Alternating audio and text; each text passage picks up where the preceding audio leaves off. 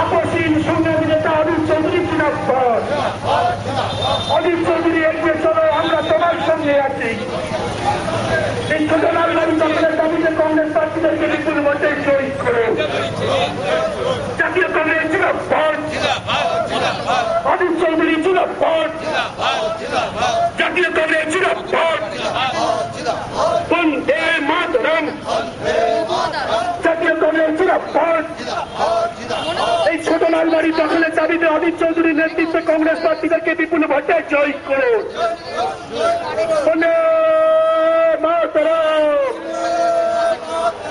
জাতীয় কংগ্রেস জিন্দাবাদ। এই দুর্নীতিগ্রস্ত তৃণমূল পৌর বোর্ডের বিরুদ্ধে সমস্ত মানুষ অধীর চৌধুরী এগিয়ে চলো, কংগ্রেস কর্মীরা তোমার সঙ্গে আছে। এই আপসহীন সংগ্রামী নেতা অধীর চৌধুরী জিন্দাবাদ।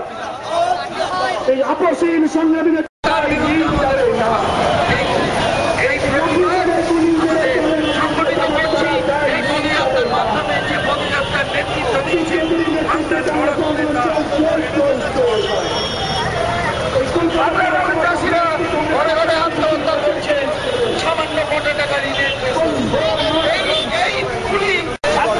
কেন্দ্রীয় সরকারের জমি বিরোধী যে কৃষক বিরোধী জমি বিল তা অবিলম্বে বাতিল করতে হবে। মূলত এই দাবিকে ভিত্তি করেই আজকের এই পদযাত্রা, যে পদযাত্রার নেতৃত্ব দিচ্ছেন বাংলার লড়াকু নেতা অধীর চৌধুরী মহাশয়।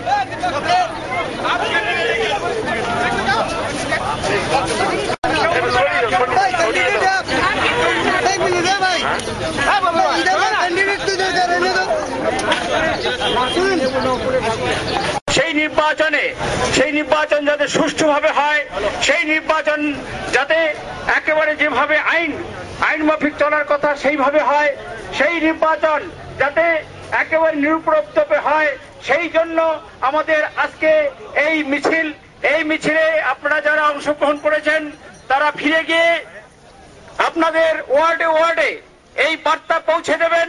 আমাদের যে প্রতিবাদ, সেই প্রতিবাদের কথা বলবেন এবং সমস্ত মানুষকে এই সরকারের বিরুদ্ধে সোচ্চার হয়ে ওঠার জন্য, গর্জে ওঠার জন্য আজকে আমরা চটজলদি একটি প্রতিবাদ মিছিলের আয়োজন করেছিলাম। এই মিছিলে যারা অংশগ্রহণ করেছেন তাদের সবাইকে আমরা অসংখ্য ধন্যবাদ দিচ্ছি। উপস্থিত আছেন প্রদেশ সভাপতি অধীর রঞ্জন চৌধুরী, প্রাক্তন সভাপতি সাংসদ অধ্যাপক প্রদীপ ভট্টাচার্য, রয়েছেন প্রদেশ কংগ্রেসের সাধারণ সম্পাদকগণ, মাইনরিটি সেলের ডিপার্টমেন্টের চেয়ারম্যান এবং অন্যান্য সমস্ত নেতৃত্ব এবং বিধায়কগণ। এবং আপনারা জানেন যে সারা ভারতবর্ষে একটা অস্থিরতা তৈরির চেষ্টা করছে বিজেপির নরেন্দ্র মোদীর নেতৃত্বে কেন্দ্রের সরকার।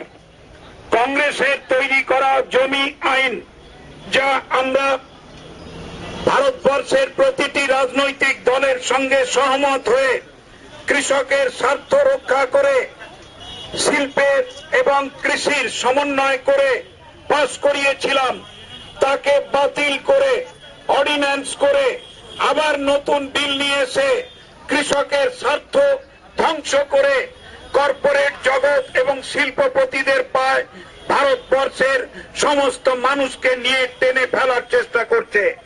তারই বিরুদ্ধে আমাদের নেত্রী শ্রীমতী সোনিয়া গান্ধী, আমাদের নেতা রাহুল গান্ধী সারা ভারতবর্ষে আন্দোলনের ডাক দিয়েছেন।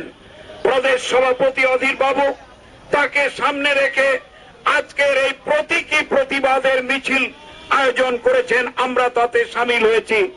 এই আন্দোলনকে সারা বাংলায় ছড়িয়ে দিতে হবে। আপনারা জানেন যে রাজ্য নির্বাচন কমিশন একটা ঠুটো জগন্নাথে পরিণত হয়েছে।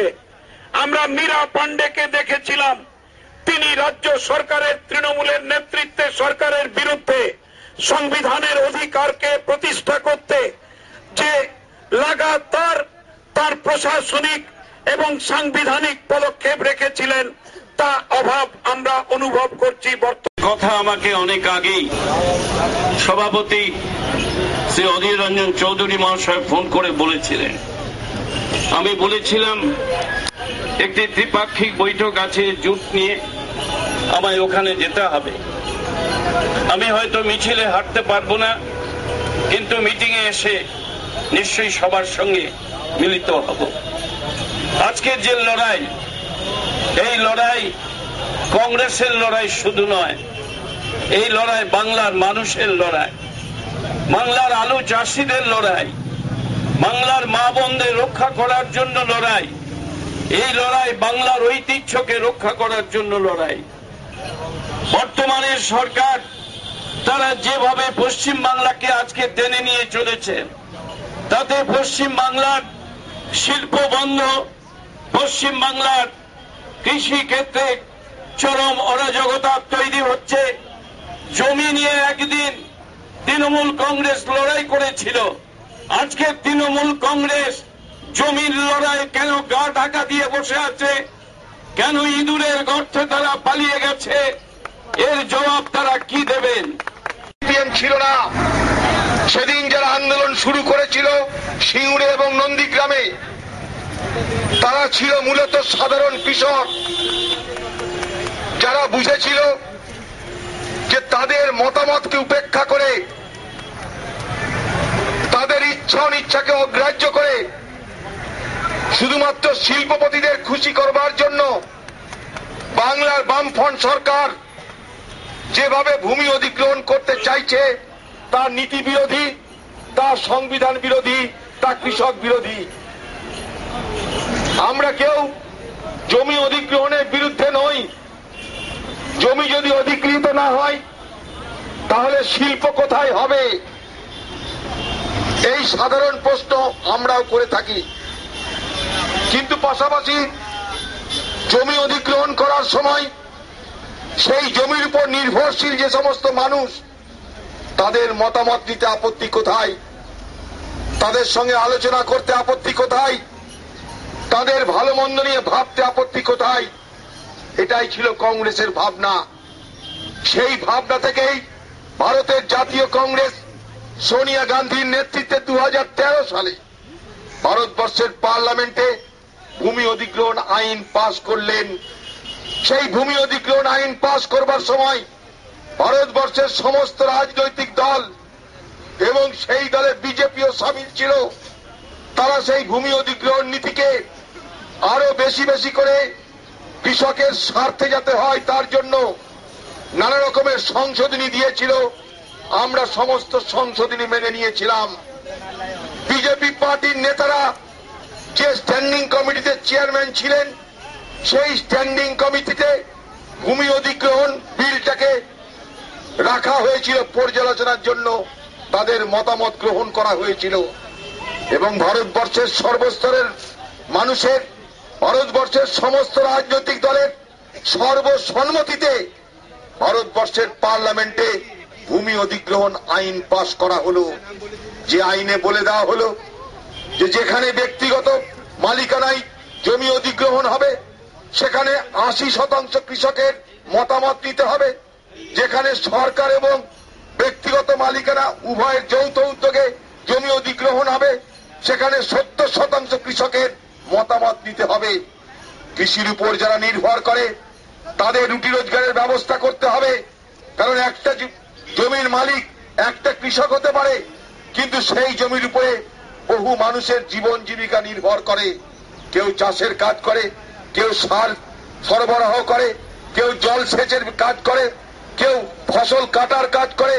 স্বাভাবিকভাবে একটা জমির উপরে বহু মানুষের জীবন জীবিকা নির্ভর করে। তাই কংগ্রেস বলল যে জমি অধিগ্রহণ আইনের সময় সোশ্যাল ইম্প্যাক্টের উপরে অ্যাসেসমেন্ট করা দরকার, অর্থাৎ সেই জমি অধিগ্রহণ করবার কারণে কত মানুষের ক্ষতি হচ্ছে সেটা বিবেচনা করা দরকার। আমরা দেখলাম এই সরকার ক্ষমতায় আসার পর যে পার্টি এই ভূমি অধিগ্রহণ আইনকে সম্মতি জানালো, পার্লামেন্টে আইন পাস হলো, সেই আইনকে সম্পূর্ণ অগ্রাহ্য করে আজ জমি নীতি চালু করতে চাইছে, যেখানে কৃষকের মতামতের গুরুত্ব নেই।